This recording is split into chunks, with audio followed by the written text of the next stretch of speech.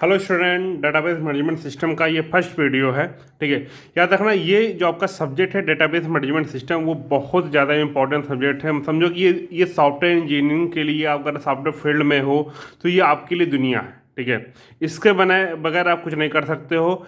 और यही एक ऐसा चीज़ है जिसके कारण कोई भी कंपनी अच्छी बनती है। कोई, ठीक है, अगर फेसबुक बहुत ज़्यादा अच्छा है, ठीक है, गूगल बहुत ज़्यादा अच्छा है, तो उसकी वैल्यू है वो डेटाबेस। ठीक है, कोई भी कंपनी के पास जितना ज़्यादा इन्फॉर्मेशन होता है उसकी वैल्यू उतनी ज़्यादा होती है। तो याद रखना कि डेटाबेस बहुत ज़्यादा इंपॉर्टेंट है। ठीक है, डेटाबेस हमारे लाइफ में होता है जैसे कॉन्टैक्ट आप स्टोर करते हो मोबाइल में, वो भी किसी ना किसी डेटा के फॉर्म में स्टोर हो रहा हो, किसी ना किसी डेटाबेस में वो स्टोर हो रहा होता है। कोई चैटिंग कर रहे हो व्हाट्सएप पे गर्लफ्रेंड बॉयफ्रेंड से, जो भी चैटिंग कर रहे हो, वो सारी चीज़ें क्या होती है, स्टोर हो रही हैं। तो हर चीज़ें कहीं कहीं ना कहीं जो है इन्फॉर्मेशन स्टोर होता है। जैसे आजकल जो बहुत सारे चाइनीज ऐप होते हैं, वो क्या करते हैं, वो डेटा चोरी चोरी करते हैं। तो कहीं ना कहीं वो भी अपना डेटाबेस बना रहे होते हैं, उस डेटाबेस से इन्फॉर्मेशन लेकर के लोगों को ट्रैक करते हैं। वो सब चीज़ें अलग है। एक डाटा माइनिंग का इसके इसके बाद कॉन्सेप्ट होता है डाटा माइनिंग का, डाटा वेयर हाउसिंग का। वो सारे कॉन्सेप्ट इसके बाद आते हैं, लेकिन सबसे पहले कॉन्सेप्ट जो हमारा होता है डेटाबेस क्या होता है, कैसे काम करता है, क्या क्या रूल होते हैं, क्या क्या तरीके होते हैं, क्या क्या क्वेरी होती है, वो सारी चीज़ें हम इस पूरे सीरीज में कवर करने वाले हैं। तो ये मान के चलो, ये सब्जेक्ट अभी तक का सबसे, जो भी आप सब्जेक्ट पढ़े हुए, सबसे ज़्यादा इंपॉर्टेंट सब्जेक्ट है। और सबसे अच्छी बात है, आप किसी भी टेक्नोलॉजी पे जाओ, चाहे जावा में जाओ, चाहे पीएचपी में जाओ, पाइथन पे जाओ, डॉट नेट पे जाओ, जिस पे भी आपको जाना है उस पे जाओ, लेकिन ये चीज़ें आपको हर जगह मिलेंगी ही मिलेंगी। ठीक है, इसके बिना नहीं है बना। आप कोई प्रोजेक्ट बनाने जाओगे फाइनल ईयर में, तो आपको कहीं ना कहीं जो है उसमें रिक्वायरमेंट होता है कि डाटाबेस चाहिए ही चाहिए। ठीक है, कोई भी कंपनी होती है, अपना प्रोजेक्ट बनाती है, कुछ भी प्रोजेक्ट बनवाती है, कुछ भी होती है, वो डेटाबेस मैनेज करती ही करती है। इसलिए डेटाबेस बहुत ज़्यादा इंपॉर्टेंट है। तो भैया पढ़ लो। ठीक है, मैं कहने का मतलब है, माहौल बना रहा था मैं कि भैया पढ़ना क्यों जरूरी है इसको। तो पहला हमारा जो टॉपिक है डेटाबेस मैनेजमेंट सिस्टम से पहले, पढ़ने से पहले हम समझते हैं पहले डेटाबेस होता क्या है। ठीक है, तो डेटाबेस समझ लो, जैसे सिंपल सी बात है, जैसे मैं बोला आर्मी बेस। आर्मी बेस मतलब जहाँ पर आर्मी रहे।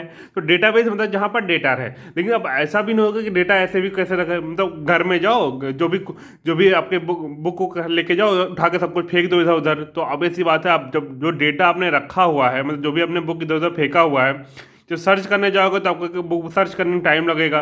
तो डेटा बेस मतलब होता है कि आप जो भी डेटा आपके पास है उसको किसी ना किसी एक स्ट्रक्चर्ड वे में आप उसको स्टोर करोगे। स्ट्रक्चर वे में स्टोर करने का फ़ायदा क्या होगा, जब भी आपको कुछ भी डेटा निकालना होगा तो बहुत ईजिली आप जो है उसको निकाल सकते हो। ये एडवांटेज होता है आपका डेटाबेस का। डेटाबेस में आप कई सारी चीज़ें पढ़ोगे, जो जनरली आप जो यहाँ पर पूरे सिलेबस में जो पढ़ोगे वो रिलेशनल डेटाबेस के बारे में पढ़ोगे। ठीक है, अगर अभी का सिनारियो देखा जाए तो रिलेशनल डेटाबेस जो है वो 10% अबाउट डेटाबेस होते हैं जो जनरली यूज हो रहे होते हैं। खासकर जो सारे डेटाबेस होते हैं वो रिलेशनल नहीं होते, इसको बोलते हैं नो एसक्यूएल डेटाबेस या अनस्ट्रक्चर्ड डेटाबेस बोल सकते हो। वो सारी चीज़ें यूज हो रही हैं, वो सारे बहुत बड़े कॉन्सेप्ट हैं। लेकिन सबसे पहले बेसिक तो कॉन्सेप्ट समझ लें, उसके बाद ये सारे आप आगे अगर इसमें जाना चाहोगे तो बिल्कुल जा सकते हो। डेटा साइंटिस्ट का फील्ड होता है इसमें, डेटा माइनिंग में बहुत सारे फील्ड होते हैं, डेटा एनालिस्ट के फील्ड कई सारे फील्ड होते हैं। लेकिन अगर जरूरी है इसमें, तो चलो पहला भाई, तो आप सॉरी इतना बकवास करने के लिए, क्योंकि मैं बेसिक क्लियर करना चाह रहा हूँ कि एक्चुअली में आप डेटाबेस पढ़ना क्यों चाहते हो, क्या जरूरत है इसकी पढ़ने की। तो सबसे पहला टॉपिक हमारा क्या है, डेटाबेस होता क्या है, व्हाट इज द डेटाबेस। तो डेटाबेस का लिखा हुआ, database a collection of information that is organize so that it can be easily access manage and updated.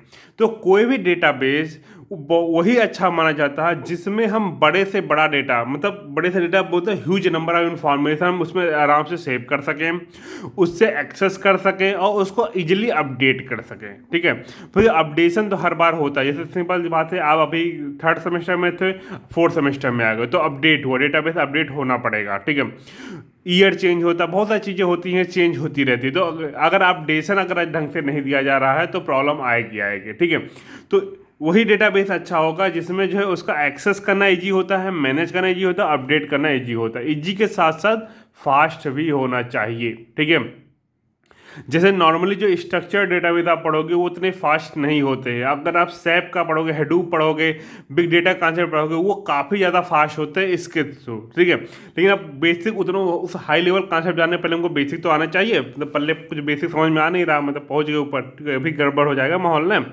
चलो ठीक है, देन हमारा नेक्स्ट क्या है, computer database typically contain aggregation of data record और file containing information about sales transaction interaction with specific customer. मतलब घूम फिर के ये बोलना चाह रहा है जो कंप्यूटर के जिसमें आपके रिकॉर्ड होते हैं जनरली क्या होते हैं, किसी कस्टमर के अबाउट रिकॉर्ड हो, कोई ट्रांजैक्शन का रिकॉर्ड हो, जैसे आपने फीस अपने कॉलेज में फीस सबमिट कर रहे होंगे तो उसका कहने का ट्रांजैक्शन का रिकॉर्ड रख रहे होंगे, आपका रिकॉर्ड रख रहे होंगे, तो ये सारी चीज़ें रिकॉर्ड है।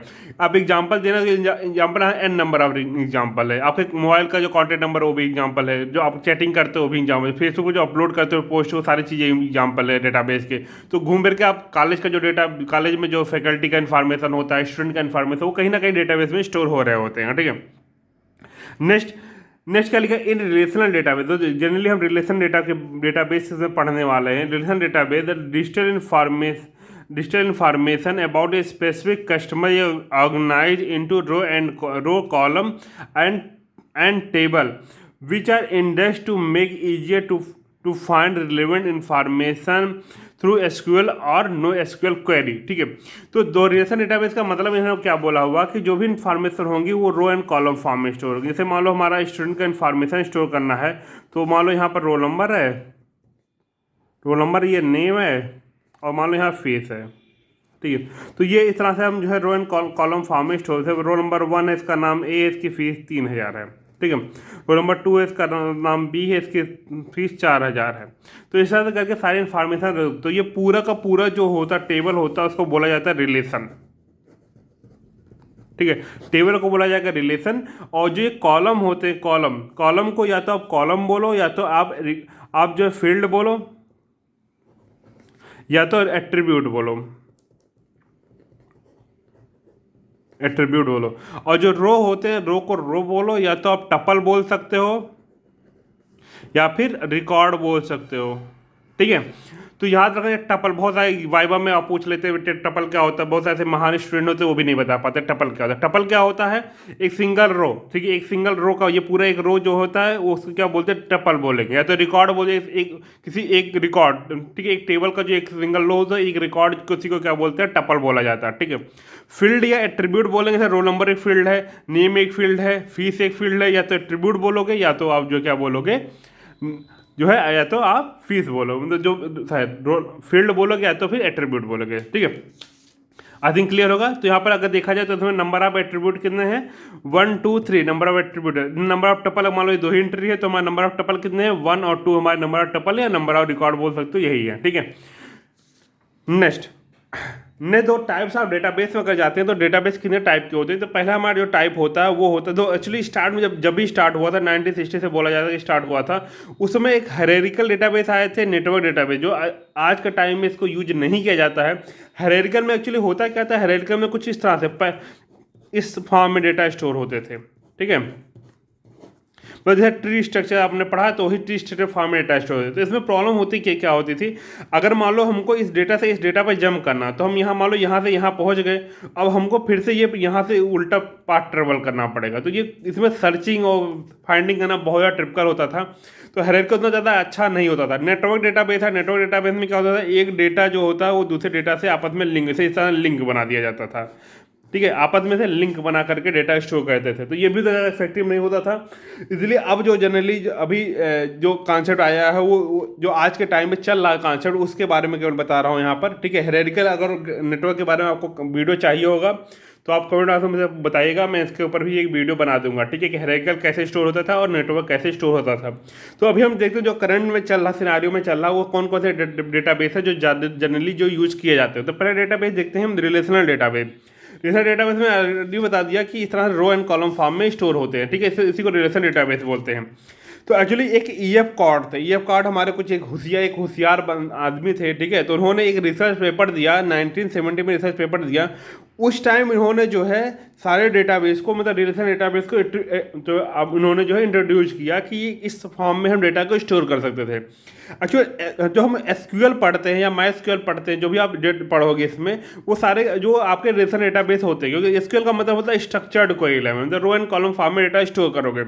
उस समय तो ये चीज़ें नहीं थी, लेकिन इन्हीं के जो रिसर्च पेपर के बेस पे जो है ये जो एसक्यूएल हुआ, माइस्क्यूएल हुआ, एसक्यूएल सर्वर हो, वो सारी चीज़ें डिजाइन की गई, ठीक है। इन्होंने कुछ रूल दिए, कुछ किस तरह से डेटाबेस स्टोर करोगे, कैसे कैसे क्वेरी किया जाएगा, वो सारी चीज़ें आप इस सीरीज में देखोगे। ठीक है, EF क्वाड के जितने भी रूल उन्होंने जो चीज़ दिए हैं वो सारी चीज़ें आप इसमें देखोगे। ठीक है, तो इस सीरीज में आपको मिलेंगी, तो वो सारी चीज़ें मिल जाएंगी। तो इसमें 1970 में दिया था इन्होंने टेबुलर डेटाबेस, मतलब सब कुछ टेबल के फॉर्म में जो है डेटा स्टोर करने के लिए। तो इसमें बाकी चीज़ें पढ़े ना, वही जो मैं बताया कि रो एंड कॉलम फॉर्म में स्टोर किए जाएंगे, वही चीज़ें यहाँ पर बताया था कि जो भी चीज़ें होंगी टेबल फॉर्म में स्टोर होंगे। टेबल को क्या बोला जाएगा, रिलेशन बोला जाएगा। कॉलम को क्या बोलोगे, फील्ड या एट्रीब्यूट बोलोगे। रो क्या बोलोगे, टपल या रिकॉर्ड। ठीक है, ये चीज़ें याद रखना। या कुछ लोग तो इधर ही नहीं होता, मतलब इतना अगर आप डेटाबेस पढ़ रहे हो, तो अगर ये भी आप किसी ने पूछा टपल क्या होता है, अगर वो भी नहीं मालूम है, तो भैया एक काम करो, मोह माया त्यागो, हिमालय चले जाओ, संन्यास ले लो। ठीक है, छोड़ दो, कंप्यूटर साइंस आपके बस का नहीं है। तो नेक्स्ट चलते हैं यहाँ तो जो इसमें जो यूज होता है वो स्ट्रक्चर कोई लैंग्वेज यूज होता है, जिसके थ्रू हम जो है डेटा को इंसर्ट करना, रीड करना, अपडेट करना, वो सारे काम करते हैं। तो यहाँ पर SQL का काम यहाँ करता है, स्ट्रक्चर क्वेरी लैंग्वेज का यूज करते हैं। ठीक है, SQL का ही जो है, मतलब SQL भी एक समझे एक जनरलाइज लैंग्वेज है। इसके ऊपर हम इसी के थ्रू हम MySQL पढ़ते हैं, ओरेकल का आ गया है। ठीक है, वो सब चीज़ें हम पढ़ते हैं। तो अभी हम नेक्स्ट देख लिया हमने क्या होता है, रिलेशन डेटाबेस क्या होता है। मैं इसको नोट्स को भी प्रोवाइड कर दूंगा आप लोग को, लेकिन जब ये यूनिट खत्म हो जाएगा तब प्रोवाइड करूँगा। पहले आप वीडियो तो देख लो और सब्सक्राइब करके रखो, आपको ये पूरा जो आपको अच्छे से इसमें मिल जाएगा सारा। ठीक है, थोड़ा बहुत बेसिक कॉन्सेप्ट है तो समझना जरूरी है। ठीक है, देन होता है डिस्ट्रीब्यूटेड डेटाबेस। तो डिस्ट्रीब्यूटेड डेटाबेस का मतलब होता है कि जो डेटाबेस होगा वो पूरा का पूरा पोर्शन एक साथ नहीं होगा। ठीक है, मतलब वो अलग अलग सर्वर पे होगा। सपोर्टेड एक सर्वर यहाँ पर, एक सर्वर यहाँ, एक सर्वर यहाँ पर है। तो ये अलग अलग सर्वर पे डेटा यहाँ स्टोर है, कुछ डेटा यहाँ स्टोर है, कुछ डेटा यहाँ स्टोर है, कुछ डेटा। तो ये आपस में क्या होगा, कनेक्ट हो जाएंगे। ठीक है, किसी ना किसी थ्रू कनेक्ट हो गए और कनेक्ट हो गए, आपस में डेटा शेयर करें। तो डिस्ट्रीब्यूटेड डेटाबेस का सिंपल सा एग्जाम्पल समझ लो, जैसे गूगल हुआ। गूगल के कई सारे सर्वर हैं। ठीक है, इंडिया में सर्वर है आपका, चाइना में भी सर्वर होगा, जापान में भी सर्वर होगा, अपना ऑस्ट्रेलिया में सर्वर होगा, अमेरिका में सर्वर होगा, सब लोग अलग अलग सर्वर है। क्या आप जो है आप जनरली डायरेक्टली क्या अमेरिका का सर्वर यूज कर रहे हो तो गूगल का? नहीं, कभी भी नहीं। आप जब भी कुछ भी गूगल पे सर्च करते हो, जो सबसे पहले जो आप उससे किससे कनेक्ट होते हो, मान लो ये इंडिया का है तो डायरेक्टली आप इंडिया वाले से कनेक्ट हो जाते हो। ठीक है, इंडिया वाले से कनेक्ट होते हो। अगर इंडिया मान लो जो भी आप सर्च करो इंडिया के डेटाबेस पे नहीं है, तो वो क्या करते हैं, वो कनेक्ट कर देते हैं आपका जो है जहाँ पर वो चीज़ें एक्चुअली में स्टोर है वहाँ से कनेक्ट करके। मान लो अमेरिका में स्टोर है, तो ये रिक्वेस्ट भेजा अमेरिका वाले डेटाबेस पे। ठीक है, वहाँ से जो है डेटाबेस नहीं बोलते, सर्वर बोल सकते हो। सर्वर पे डेटाबेस स्टोर होगा, वैसी बात है। ये यहाँ पर क्या है, यहाँ से डेटा लेकर के फिर से इंडिया वाले पाए, इंडिया से वाले फिर आपके जो कंप्यूटर है, मान लो यहाँ पर आप हो। ठीक है, मतलब ये दो टांगों बनाना भूल गया, तो ये आप हो, यहाँ आपको मिल जाएगा। ठीक है, तो इस तरह से होता। तो इनका जो पूरा डेटाबेस होता है वो किसी एक जगह ना होकर के कई सारे जगह वो आपका जो स्टोर होते हैं, वो आपस में कनेक्टिविटी करके जो है इन सबको जो है आपस में वो किया जाता है। ठीक है, मतलब शेयर किया जाता है डेटाबेस को। ठीक है, सब देखो डिस्ट्रीब्यूटेड डेटाबेस या database in which portion of the database are store in the multiple physical location. ठीक है, मेन यही कॉन्सेप्ट है। बाकी कॉन्सेप्ट आप जो है मैं आपको नोट्स दूंगा तो उसमें आप पढ़ लेना है इसको। ठीक है, तो ये समझ लो डिस्ट्रीब्यूटेड। देखो मैं बेसिक इसलिए कवर कर रहा हूँ क्योंकि ये चलो ये मे भी आपका कुछ क्वेश्चन आ जाए, लेकिन इसके अलावा कुछ और इंपॉर्टेंट टॉपिक है, ये तो बेसिक है। ठीक है, घूम फिर के हमको रिलेशनल जब मैं पढ़ाता हूँ तो मैं ज़्यादा थ्योरी पे ध्यान ना दे करके प्रैक्टिकल पे ज़्यादा ध्यान देता हूँ, इसलिए मैं थोड़ा सा इस चीज़ को थोड़ा सा अच्छे से स्किप कर रहा हूँ। ठीक है, ज़्यादा डेप्थ में नहीं जाऊँगा। नेक्स्ट आता है क्लाउड डेटाबेस। क्लाउड डेटाबेस का मतलब है आजकल क्लाउड डेटाबेस बहुत ज़्यादा पॉपुलर है, खास करके जो सॉफ्टवेयर डेवलपर हो उनके बीच में। ठीक है, क्लाउड डेटाबेस का मतलब क्या है कि किसी ने अपना सर्वर, जैसे गूगल का सर्वर है, अमेजोन का सर्वर है, गोडैडी का सर्वर है, इन लोगों ने अपना सर्वर बना के रखा हुआ। आप क्या करते हो कि आप इनके सर्वर को यूज करने के लिए, कुछ स्पेस यूज करने, 20 GB 30 GB 50 GB 100 GB इतना यूज करने के लिए आप क्या करते हो, उनको कुछ पैसे देते हो कि भैया इतना ले लो, 4000 5000 6000 10,000 रुपये जो है आपका साल का लग जाता है, और उनका डेटाबेस आप यूज कर लेते हो। फायदा क्या मिलता है आपको कि वो आप उनका मेंटेनेंस नहीं करना पड़ता है। आप कोई भी सर्वर डेटाबेस अगर लगाते हो तो obvious सी बात है कि जब सर्वर बैठा होगे तो obvious सी बात है उसके कूलिंग का, प्लस आपको मेंटेनेंस का, प्लस हमेशा 24 आवर्स अवेलेबल होना चाहिए, उस सब का बहुत ज़्यादा हेडक होता है। तो आप जनरली क्लाउड बेस्ड डेटाबेस आप यूज कर लेते हो। उससे फ़ायदा क्या मिलता है कि आपको जो वो बंदा है जो थर्ड पार्टी है वो क्या करता है, अपना वो सारा काम करे। गूगल अपना सारा काम डेटाबेस में मैनेज कर रहा है, अमेजोन आपका डेटाबेस सारा मैनेज कर रहा है, तो वो क्या करते हैं वो सारा काम अपना मैनेज कर रहे हैं, मतलब वो मेंटेनेंस भी कर रहे हैं, सब कुछ कर रहे हैं। आपका क्या काम है, सिंपल सी बात है, डेटा स्टोर करना, रिट्राइव करना। बस आपको क्या करना जरूरी है कि आपके पास इंटरनेट कनेक्टिविटी होनी चाहिए क्लाउड डेटाबेस में, ठीक है। बिना इंटरनेट के भैया कुछ नहीं होगा, नहीं पाएगा जिंदगी में, ठीक है। बिना इंटरनेट गर्लफ्रेंड बॉयफ्रेंड चैटिंग नहीं होती है, तो बाकी छोड़ दो, ठीक है। तो क्लाउड डेटाबेस क्या है, R database is a database that has been optimize और build for virtualized environment either in hybrid cloud, public cloud, private cloud. अब तो इसमें क्या मतलब क्या हुआ, मतलब क्या होता है यहाँ पर हाइब्रिड पब्लिक और प्राइवेट क्लाउड का मतलब क्या होता है। देखो, अगर मान लो हमने सर्वर बनाया, ठीक है, हमने क्लाउड बनाया, जो भी सर्वर बनाया वो केवल प्राइवेटली मेरे द्वारा ही एक्सेस किया जाएगा, तो उसको क्या बोलेंगे वो, ठीक है, वो उसको क्या बोलेंगे, प्राइवेट क्लाउड। मतलब सपोर्ट तुमने कुछ एक्सेस लिया, लेकिन वो क्लाउड केवल तुम ही एक्सेस करोगे, ठीक है, तो उसको क्या बोलेंगे, प्राइवेट क्लाउड। पब्लिक क्लाउड मतलब उसमें जो भी इंफॉर्मेशन रखोगे वो सब लोग एक्सेस कर सकते हैं, ठीक है, उसको बोले पब्लिक क्लाउड। हाइब्रिड में, हाइब्रिड क्या होता है, पब्लिक और प्राइवेट का जो है मिक्स पार्ट होता है, मतलब उससे कुछ पार्ट होंगे जो प्राइवेटली एक्सेस हो रहे होंगे और कुछ पार्ट पब्लिक के लिए होते, कोई भी ना कोई भी एक्सेस कर सकता है, ठीक है। दो, cloud database provide benefits such as the ability to pay for storage capacity, bandwidth bandwidth on a पर यूज बेसिस, ठीक है। मतलब आप जो है पे करते हो स्टोरेज के लिए, और मतलब बैंडविड्थ के लिए पे करते हो, जितना यूज होता है उतना पे करते हो और उसको यूज कर लेते हो। और ऐसा भी नहीं होता कि अगर मान लो आपको स्केलेबिलिटी चाहिए, ठीक है, वो सब चीज़ें, या हाई अवेबिलिटी चाहिए, वो सब चीज़ें जो है आप इंक्रीज कर सकते हो। बस पैसा लगता, पैसा, बिना पैसा के ज़िंदगी नहीं चलती है, ठीक है। तो पैसा लगता, पैसा दोगे तो स्केलेबिलिटी हो जाएगी। अभी आप 20 GB ले लेते हो तो आपको 50 GB जरूरत पड़े, 100 GB जरूरत पड़े, तो आप जो है ज़्यादा से ज़्यादा पैसा ले सकते हो, ये आपके ऊपर है, ठीक है। आई थिंक कुछ पल्ले पड़ रहा होगा, तो पल्ले पड़ रहा हो तो नेक्स्ट चलते हैं आपका NoSQL डेटाबेस। NoSQL डेटाबेस का मतलब होता है अब यहाँ पर स्ट्रक्चर्ड नहीं होगा। जैसे मैंने बोला कि रिलेशन में क्या होगा, सब चीज़ जो है स्ट्रक्चर्ड है, रो एंड कॉलम फॉर्म में होगा, स्ट्रक्चर फॉर्म होगा। NoSQL में बोलता है भैया स्ट्रक्चर्ड नहीं होगा, ठीक है, मतलब कोई भी स्ट्रक्चर नहीं होगा। खास करके जितने जो भी आप डेटाबेस जो इंटरनेट पे आप यूज कर रहे हो, वो सारी चीज़ें आपके होता है वो अनस्ट्रक्चर्ड डेटाबेस में होती है। जैसे गूगल, फेसबुक पे जो भी आप चीज़ें सर्च करते हो, जो भी किए, वो सारी चीज़ें अनस्ट्रक्चर्ड डेटाबेस में होती है, ठीक है। NoSQL database are usually for large set of distributed data, ठीक है, large set of distributed data, मतलब ये बहुत ज़्यादा यूजफुल होता है जहाँ पर डेटा बहुत ज़्यादा हैवी होते हैं, ठीक है। NoSQL database are effectively for big data performance issue that recent database are not built to solve. मतलब जो बहुत सारे बड़े डेटाबेस होते हैं उनमें परफॉर्मेंस इशू जो भी आता है, ठीक है, वो जो रिसेंट डेटाबेस में सॉल्व नहीं हो पाता है, वो NoSQL द्वारा वो सॉल्व हो जाता है बहुत अच्छे तरीके से। मैं सपोर्ट डेट आपस ही जान लो कि NoSQL जो होता है वो बहुत ज़्यादा इफेक्टिव होता है, बहुत ज़्यादा फास्ट हो जाता है, ठीक है, और काफ़ी लार्ज डेटाबेस को हैंडल कर सकता है। बाकी और चीज़ें बकवास पढ़ लेना। अब चलते हैं object oriented database. Object oriented database का मतलब क्या होता है कि जो भी डेटाबेस होंगे वो जो स्टोर होंगे वो ऑब्जेक्ट के फॉर्म होंगे। जैसे आपने ऑब्जेक्ट ओरिएंटेड प्रोग्रामिंग लैंग्वेज लिखा है, तो क्या लिखा हुआ, item created using object oriented programming language, ठीक है। ऑब्जेक्ट ओरिएंटेड प्रोग्रामिंग लैंग्वेज, जैसे ऑब्जेक्ट आपने जावा पढ़ के आए होगे, ठीक है, जो लोग जावा पढ़े, ठीक है, नहीं पढ़े भैया जिंदगी में कर के आ रहे हो, पढ़ लो, या अगर सिलेबस में नहीं है तो बहुत गलत बात है। अगर हो जावा तो एटलीस्ट एक ऑब्जेक्ट ओरिएंटेड प्रोग्रामिंग लैंग्वेज होनी चाहिए, ठीक है, कुछ समझ में तो आए, जिंदगी में चल के आ रहा है, ठीक है, ठीक है। और उसके बाद जो है यहाँ पर जो घूम फिर के क्या होता है, यहाँ object oriented programming language create होता है। और यहाँ पर अगर कुछ और यहाँ पर देखा जाए कि जो इसमें होते हैं, an object oriented database organize around objects है, ठीक है। और क्लास एंड ऑब्जेक्ट क्या होता है, आई थिंक आप लोग को क्लियर होगा, ठीक है। रेदर देन द एक्शन, मतलब सब कुछ ऑब्जेक्ट, जैसे ऑब्जेक्ट के अंदर ही आपके डेटा होंगे, ऑब्जेक्ट के अंदर ही आपके फंक्शन होंगे, सारी चीज़ें उसके अंदर ही होंगे। जैसे आप क्लास बनाते हो, क्लास एंड ऑब्जेक्ट बनाते हो, उसी फॉर्म में डेटा स्टोर होंगे। घूम फिर के बात यहाँ पर की जाती है, ठीक है।